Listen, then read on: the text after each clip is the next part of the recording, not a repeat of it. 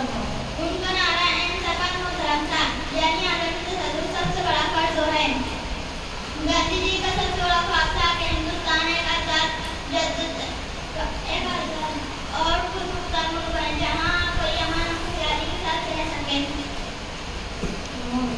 उन्होंने अपने सदा जिंदगी और अजीम ख्यालात से दुनिया को बदल दिया। आज हमें इनके सवालों पर जानने की जरूरत है ताकि हम एक बेहतर दुनिया बना सकें। सच्चाई, मोहब्बत और अदब के पैगाम आगे बढ़ाना चाहिए और एक अच्छा इंसान बनने की कोशिश करनी चाहिए। आखिरी में मैं यही कहना चाहती हूँ कि गांधी जी को बापू गांधी जी की जिंदगी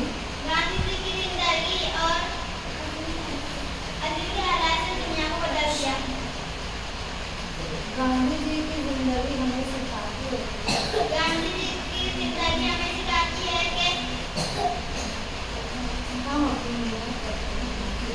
अपनी मेहनत और ईमानदारी और